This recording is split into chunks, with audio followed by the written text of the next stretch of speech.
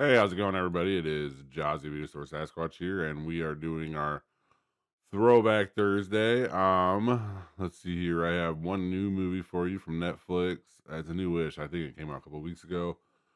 I got told you we finally like grouped together some of these. So we have number 7 and 6 of my all-time favorite movies for you, as well as the box office report and the Better Call Saul 4 episodes. I mean, we're almost pretty much. I got the end of Better Call Saul, so we're getting there towards the end of everything. It's winding down. We'll start with the new movie of the week here, and that is from Netflix. It's Roommates, directed by Chandler Levesque, starring Sadie Sandler, Chloe East, and Aidan Langford. When a hopeful, naive college freshman Devin asks the cool, confident Celeste to be her roommate, a blossoming friendship spirals into a war of passive aggression.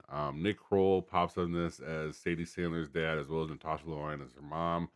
Sarah Sherman is in this. Steve Buscemi pops up at the end. Megan Thee Stallion, and who was the really funny one? Janine Garofalo is actually in this too. So there is kind of like a little like blend of like all these new faces that we're getting into with Chloe East and Sadie Sandler, as well as whoever played her brother. I should have looked up that name too because he did a good job as well. With the like older faces of people from the past and Nick Kroll and Natasha Leone and Steve Buscemi, of course, and Janine Garofalo. Garoppolo. I think I said Garofalo. Garoppolo. Um, I really enjoyed this movie. The only reason I this is one of those one movies where I just kind of started the movie and I was like, I have no expectations of actually finishing this movie because it's really not like my type of like it's not this movie is not made for middle aged men. It's obviously made for a younger crowd, especially like a younger female crowd. But I bet both nowadays would enjoy this movie. I thought there was a lot of good jokes both ways, funny stuff. Honestly, within like the first like 5 minutes, I was hooked. It had me laughing with some of the jokes and humor, and then I just continued to watch it. Little lull in the middle, kind of a little get back at the end, and a big blow up. Kind of perfect for these type of movies here, where we're kind of dealing with a rivalry, kind of in the vein of Grumpy Old Men's probably like the best one to say, but this is like, obviously it's not like I'm saying that those two movies together or trying to put those movies together. I'm just trying to say that this is that type of movie where we see a rivalry kind of play out one well from both sides and it kind of just how everything goes, even though this is more like kind of one sided here. And we get like the kind of old trope of road trip here too. And I mean, there's a lot of good movies that it kind of resembles. It's really funny, honestly. And, even though it is really not my movie, I would still say I still laughed at it. I finished the movie, that's for sure. That has to be credit its own. And the only reason I even checked it out was because it was an R-rated comedy. And I was just interested in what R-rated comedy was nowadays. And I mean, I really wasn't disappointed. I think that they were safe with a lot of their jokes, which is of course like kind of what they are, the way they are nowadays. But still, at the same time, they still kind of try to get as much to the line as they could. And just being safe and kind of funny in itself is hard. And they did that well. For sure, I give this movie like a C plus for sure.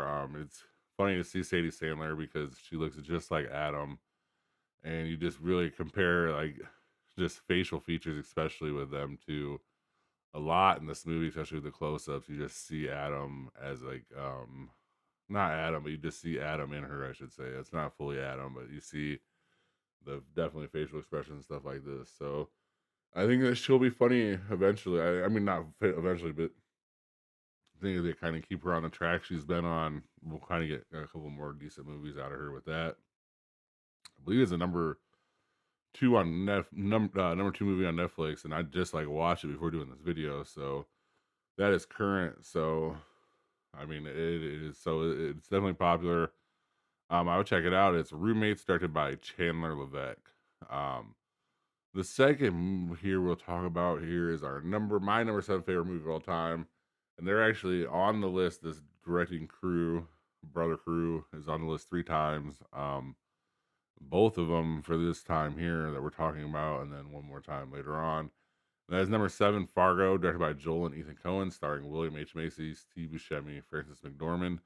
A car salesman's inept crime falls apart due to his henchman's bungling and persistent police work of a dogged detective. Peter Stormare's in this. Melissa Peterman plays a part in this from Reba. There's a lot of just other good actors in this that are character actors that really make this movie kind of all of its little unique self. It's so easy to get into the don't you knows and all that when you're talking about this movie. This is one of the earliest movies on my list. I think the number 3 movie is earliest, and I really like if you kind of pay attention to my list, it's all past a certain age for sure. But this one for these this movie in particular, and then the next one we're gonna talk about just real, or and then the movie later on, actually not the next one we're gonna talk about, but the movie later on this list are just so like uniquely itself and characters and driven into just these like unique, weird, like but so like believable scenarios, especially Fargo here, where it always had the tagline of real crime, and they just change the names and all this. And they come to find out like years later when they're doing the TV show that was just fake. They just kind of made that up. But the fact that they could even make it up and then make it seem so real is just even the crazier part. Like it's almost more real than a crazy true crime story, especially with everything that happens in this and the way it kind of falls apart. So yeah, this one I always hold on to, and I love the TV series too. It's one of my probably favorite TV series as well. So just this because there's just so many unique stuff that they can do just under the premises of real crime, true crime, that just make it so interesting. But this set it all up. I mean, even in the TV show that they reference this in the final parts when you start to watch the final season of that first series. So yeah, this is where it all began here. It started April 5th, 1996, had a budget of 7 million, an opening of 24.6 million, and a gross of 60 million. I mean, I'm pretty sure if you went into any like top 100 list of any movies of all time, this is going to be there on there somewhere because they're like I said, there's just so much to it. Steve Buscemi is such a natural actor. William H Macy is just another one of those people. Even today, even to today, is just rocking it out. Frances McDormand as well because she's just recently been in Oscar buzz. So they had 3 pretty heavyweights just starting there, and just so many more people involved with this. So if you have never seen it, I would check it out. And that's my number 7 favorite movie of all time. Fargo, directed by Joel and Ethan Coen. Number 6 here is No Country for Old Men, directed by Joel and Ethan Coen, starring Tommy Lee Jones, Javier Bardem, and Josh Brolin. Violence and mayhem ensue after a hunter stumbles upon the aftermath of a drug deal gone wrong and over $2 million in cash near the Rio Grande. Woody Harrelson, Kelly McDonald, Garrett Dillahunt's. There's so many more people in this. And it just kind of evens out everything. I mean, this one and this one, we can just say the same things because honestly, like everything just feels so real and like complicated in this, and you can like just feel the age of where it's at in the 1980s. And you learn a lesson. If you ever find a big pile of money, always check for a transponder. I think that's the most important lesson of this whole movie really, and maybe don't go back and give the last and remaining guy some water. That's probably another good option there. But anyways, this is so good. Howard Dean is like one of the most feared bad guys ever. Still quoted, still like little memes everywhere from this. So yeah, and this came out in November 21st, 2007. Had a budget of 25 million and an opening of 1.2 million, which I had to like look at 3 times, especially when you hear the gross of 171.6 million. But what I think had happened was it was a limited release opening one weekend, and then the next weekend like a wider release. So I think that's kind of how it gained traction, but it ended up with like 171.6 million on a 1.2 million dollar budget. Can you imagine that'd be like Bus Boys from last weekend all of a sudden going off, and trust me, it didn't, but that would be like that happening, and it did not. Everything about this movie is successful. There's so many. I think it won Oscars or was nominated for Oscars, and even this whole year, really of what was it, 2007? There really is this kind of classic banger after classic banger after classic banger, all associated with this, and like every genre, everything was really being pushed, especially around this time period from like 2007 to about 2014, where everything was just being pushed to everything's maximum and boom, boom, boom, boom, boom, and that's where you get that. So this is one of the best out of all those two. and that is No Country for Old Men, directed by Joel and Ethan Coen, and you will hear from them again later on in my list. And that is also why I'll always go see a Joe and Ethan Coen movie. Anything they have doing with it, I've done the last two years, and they have another one, I'll do that one too. So I will always be watching a Coen Brother movie. A weekend box office for this weekend. Michael, of course, 97.2 million. Those big boy numbers. Super Mario Brothers, 20.6 million. 388.5 million. I want to see what goes higher between these three, honestly, because these three are the juggernauts. Then the third one here is Project Hail Mary, 12.8 million this weekend because it had the long extended release with a $307.8 million total box office. I really want to see where these three kind of end up because this is really the telling of the year for the studios and everything. And 97.2 is the biggest box office weekend, I think, this year so far, if I remember correctly. So, really big number for Michael. Didn't expect any less. I did not go see it. I just nothing wrong with it. I really was gonna go see it. I just got too busy this weekend. And then we are talking about Breaking Bad, our Breaking Bad universe show here, Better Call Saul, season 6, episode 3, A Rock and a Hard Place, April 25th of 2022. Start with Nacho trying to escape Mexico in a shot up truck. He hides an abandoned oil tanker off the side of the road while twins search the area. He ends up in a junkyard in Mexico um where the dude is nice to him, and then he lets him clean up and allows him to use his phone. He calls his father, then he calls Mike. So that's the end of the episode of the last episode there, where he's calling Mike, and he makes Mike tell him that his dad's going to be okay. And Mike was already going to stand up for his dad, even when he thought Nacho was dead. So Nacho's dad's fine here. Saul is at his house going over the scam they were working on to get the Sandpiper case settled, and Kim is about to leave. And they go over the beginning of the plan where it has to get done and all this. Like they have a due date set there. Kim tries to talk with the DA, showing her in the courthouse. She's actually being nice here and giving her some evidence that the DA wouldn't have had. And the DA takes Kim aside and shows a picture of Lalo and asks if she knows anything about it. And she wants Jimmy to turn on the Salamancos. We see the first shipment to the lab, and then Nacho was shipped there too. Mike has to beat him up to kind of because they're gonna sell that Nacho gave himself up, and I think Alvarez is who they're blaming too as well for the hit on Lalo. So he has to sit there and beat him up, and like Mike really likes Nacho, so he did not like having to do it. They arrange a way to get into Howard's car to start. Jim and Kimmy arrange.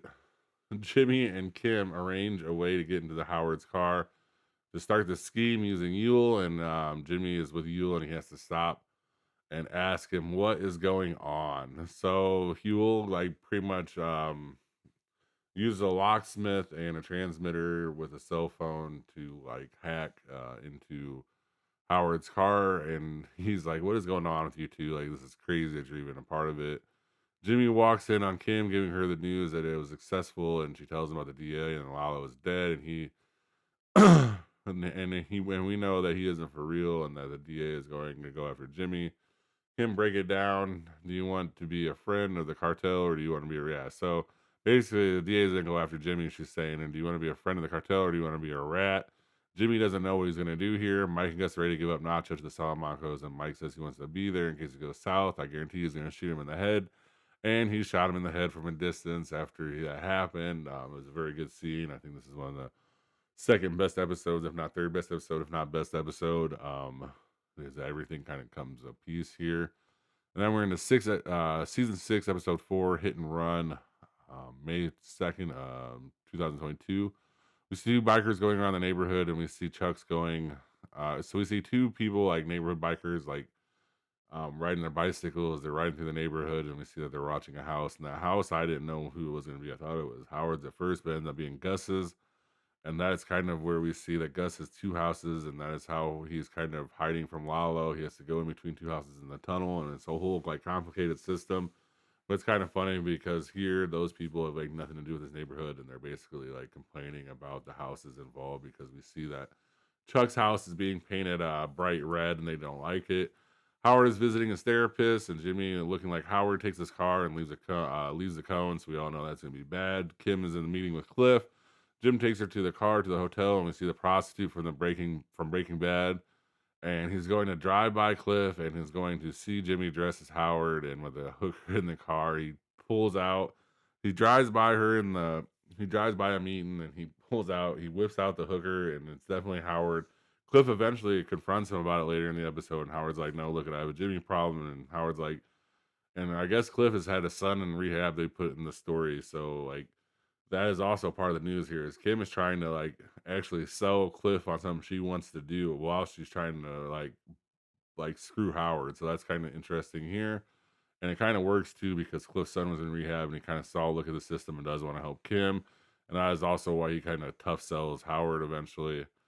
Jimmy gets to the courthouse and everyone's treating him differently. Eventually, he finds out that they found out that he is a friend of the Salamancas and actually drives his business. And that's when we start to really see the Better Call Saul part of Better Call Saul. And that's the end of that episode. There's a whole bunch of people waiting for him in the nail salon, nice restaurant. Yeah, and then Mike eventually finds Kim, who was being followed, and tells her, like, look, it's fine. Lalo is alive and not dead, but I have my guys here looking for him, and you just need to act like it is normal, and eventually one day it will be. And Kim and meet Sal for his new office, and that's where we finally see the office of Saul. So that's the end of that episode here. Season 6, episode 5, Black and Blue, May 9th, 2022.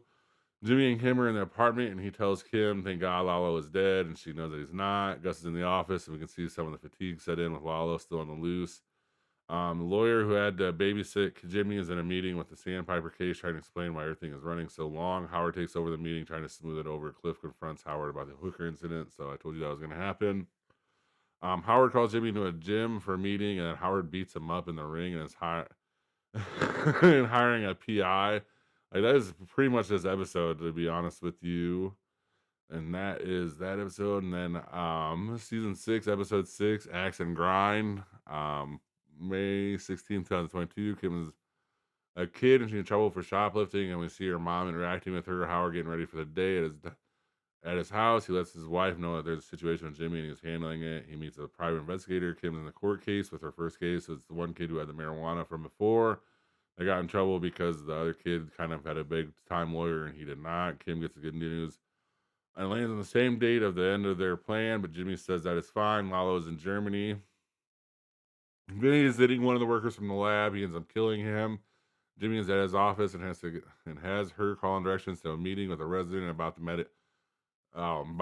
Oh yeah, so he has Francesca, the receptionist, call into Sandpiper or call into Howard and Maine and find out when they're meeting about the mediation for the case. Jimmy and Kim are going over their board and then go out to a picnic, and it's right outside Howard's office.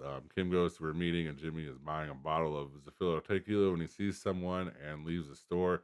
Jimmy wants to cut and run because it has to happen today and turns right around. Back happens. So basically, what happened is he spotted someone with a broken arm that should not have had a broken arm, and it would have ruined their plans. So he had to fix that. That is where we are. So we're getting to a point here where it's getting crazy. Um, Howard knows that Jimmy's on to him, and Jimmy's doing something to him, and he's trying to expose him with the private investigator. Kim's running the ship. She is not going to let anything happen to Jimmy and all this. So I mean, Kim's ready to ride or die. We're getting right to the end here because we know, like, from the last season or the start of last season, then we only had like a year left before Tuco is coming out. So we know that we're about right there time Tuco's gonna come out. So we know that we have like a number of our limits before Breaking Bad. So yeah, this is crazy timing here. We have 2 more weeks of this and it's over. Let me know what you guys think about it, everything in the comments, and please have a good rest of your day or night. Thank you for watching. Please like and subscribe. Comment your top movie picks for Throwback Thursday in the comment section. And see you next time in the cave.